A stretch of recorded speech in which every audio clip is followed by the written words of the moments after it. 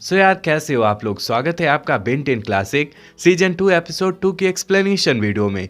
हमारी आज की कहानी शुरू होती है और हम लोग टेनिसन फैमिली को एलो स्टोर नाम की एक जगह पर देख पाते हैं।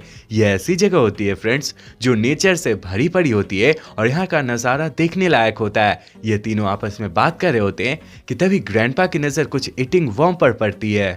ग्रैंडपा आगे बढ़कर इस ईटिंग वर्म को खाने लगते हैं, जिसे देखकर बेन और ग्वेन को थोड़ा अजीब लगता है और ये दोनों डिसाइड करते हैं कि बेन खुद को एक स्लेट में कन्वर्ट करते हुए शहर में जाएगा और वहां से बर्गर पिज्जा लेकर आएगा।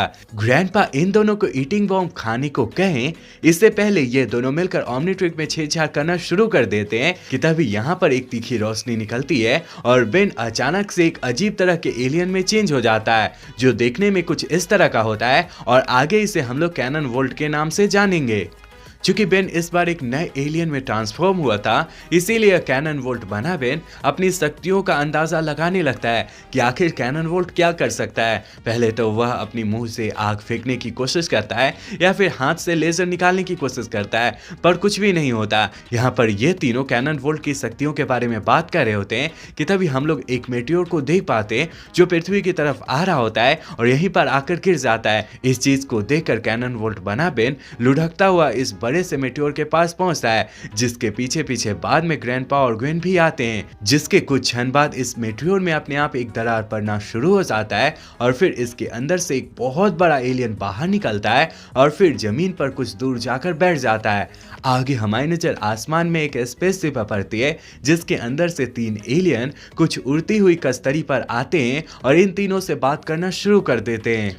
आगे इन तीनों नमूनों से हमें पता चलता है कि ये तीनों नमूने इस बड़े से एलियन के गुलाम हैं और ये बड़ा सा एलियन यहाँ पर पृथ्वी को तबाह करने आया है। नए ग्रह पर जाने के बाद ये एलियन अपने पैरों को जमीन के अंदर डालता है और उसे इस कदर बड़ा करता है कि इसका अंग पूरी दुनिया के आंतरिक हिस्से में फैल जाए। पूरे ग्रह के आंतरिक हिस्सों में अपने अंगों को पूरी तरह से फैला लेने के बाद यह ग्रह के एनर्जी को सोखने लगता है और अंततः उसे बर्बाद कर देता है। आगे हमारी नजर इस बड़े से एलियन पर पड़ती है जो अपने पैरों को निकालता है और फिर जमीन के अंदर डालता है। इस एलियन के ऐसा करते ही जमीन पर एक काली लहर पूरी दुनिया में फैलना शुरू हो जाती है। पृथ्वी को बर्बाद करने वाली बात सुनकर टेनिसन फैमिली को गुस्सा आ जाता है और ये तीनों मिलकर इन सारे नमूनों पर हमला करते हुए इन्हें मारने की कोशिश करते हैं।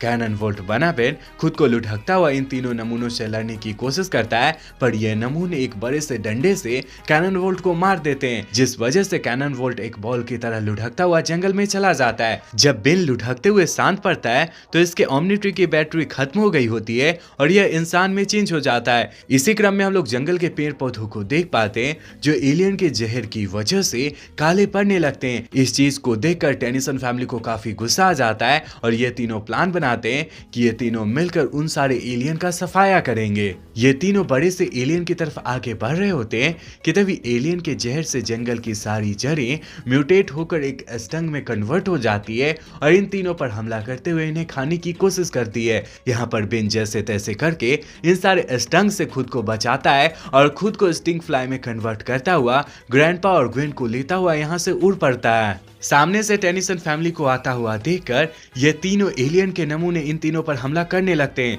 जिसे देखकर स्टिंग फ्लाई बना बेन ग्रैंडपा और ग्वेन को नीचे जमीन पर रख देता है और फिर अकेले ही इन तीनों नमूनों से लड़ाई झगड़ा करने लगता है। काफी देर तक चले लड़ाई झगड़े के बाद आखिरकार बेन के ओमनिट्री की बैटरी खत्म होने लगती है, जिसे देखकर बेन उड़ता हुआ ही इन तीनों नमूनों के पास पहुंचता है और एक नमूने पर हमला करते हुए इसकी उड़न तस्तरी को छीन लेता है, जिसे देखकर ये दोनों बाकी के नमूने बेन पर हमला करके इसे मारने या फिर इसे उड़न तस्तरी से गिराने की कोशिश करते हैं। बेन भी होशियार होता है और इसे अपने द्वारा फेंके गए स्टिंग फ्लाई ग्लू में जमाते हुए वापस से अपने ग्रैंडफादर और ग्वेन के पास पहुंचता है। यहाँ पर बेन अपने सारे एलियन फॉर्म जैसे कि डायमंड हेड, हीट ब्लास्ट और तरह तरह के सारे एलियन फॉर्म को यूज करता है ताकि वह किसी तरह से इस एलियन को हरा सके, लेकिन काफी देर तक ट्राई करने के बाद भी कुछ नहीं होता और ये तीनों लास्टली हार जाते हैं। यहाँ पर ये तीनों मिलकर इस बड़े से एलियन को हराने की तरकीब सोच रहे होते हैं कि पीछे से तीनों एलियन किसी तरह से स्टिंग फ्लाई ग्लू से खुद को छुड़ाते हुए आ जाते हैं और इन तीनों पर हमला करते हुए इन्हें एक बबल में पैक कर देते हैं। इसी क्रम में हम लोग इस बड़े से एलियन को देख पाते हैं जो अब पूरी तरह से तैयार हो गया होता है पृथ्वी को नष्ट करने के लिए। यह अपने पूरे हाथ पांव को पूरे पृथ्वी पर फैला रहा होता है और इसी वजह से इसके शरीर में तरह तरह के बबल बनने लगते हैं और तरह तरह का ग्लू निकलने लगता है। इस चीज को देखकर ये तीनों नमूने टेनिसन फैमिली के पास आते हैं और एक कपड़ा देते हुए कहते हैं, हमारे मालिक को साफ करो, ये कुछ देर में इस पृथ्वी को नष्ट करने वाले हैं। अगर तुम लोग ऐसा नहीं करोगे तो हम लोग तुम्हें मार डालेंगे। शुरू में तो बेन और ग्वेन इस बात के लिए राजी नहीं होते, पर ग्रैंडपा के कहने पर ये दोनों राजी हो जाते हैं और इस बड़े से एलियन के पास जाकर उसके अंगों की सफाई करने लगते हैं। इस बड़े से एलियन की सफाई करने के क्रम में ग्वेन को याद आता है कि बेन ने तो सारे ओमनिट्रिक के एलियन को ट्राई कर लिया है, पर कैनन वोल्ट को अभी तक इसने ट्राई नहीं किया है। अगर वह कैनन वोल्ट बनकर इस एलियन पर हमला करेगा तो शायद वह इस एलियन को हरा सकता है। जैसा आपको पता है फ्रेंड्स, कैनन वोल्ट केवल लुढ़कना जानता था और इसकी शक्ति के बारे में बेन को अभी तक ज्यादा कुछ नहीं पता चला था, इसीलिए यहाँ पर बेन सीधे सीधे ना में जवाब देता है। बेन को ना करते देख ग्वेन और ग्रैंडपा इसे बार बार जिद करते हैं और इसे कैनन वोल्ट बनने को कहते हैं। आखिरकार बेन खुद को कैनन वोल्ट में ट्रांसफॉर्म कर लेता है और सोचता है कि अगर इस बंदे को हराना है या फिर इसे गिराना है तो हमें दूर से जाकर इसके ऊपर में हमला करना होगा।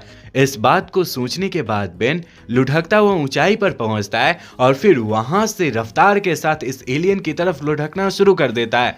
अधिक ऊंचाई से ज्यादा रफ्तार के साथ लुढ़कने की वजह से कैनन वोल्ट के अंदर में मोमेंटम क्रिएट हो जाता है और वह जब इस एलियन से टकराता है तो इसके बाहरी सेल को तोड़ता हुआ वह इसके पेट में समा जाता है। कैनन वोल्ट को ऐसा करते हुए देखकर इन तीनों नमूनों को काफी गुस्सा आ जाता है और ये तीनों नमूने लेजर अटैक से ग्रैंडपा और ग्वेन को मारने की कोशिश करते हैं। यहाँ पर ग्रैंडपा और ग्वेन जैसे तैसे करके खुद की जान को बचाते हुए इधर उधर भागना शुरू करते हैं कि तभी इन्हें पता चलता है कि जो इस एलियन का सेल है वह इनके लेजर को रिफ्लेक्ट करता है। इस बात का पता चलने के बाद ये दोनों एलियन के सेल को उठाते हैं और उन्हें मिरर की तरह यूज करना शुरू कर देते हैं और उन्हें ढाल की तरह यूज करते हुए इन तीनों नमूनों से खुद को बचाने लगते हैं।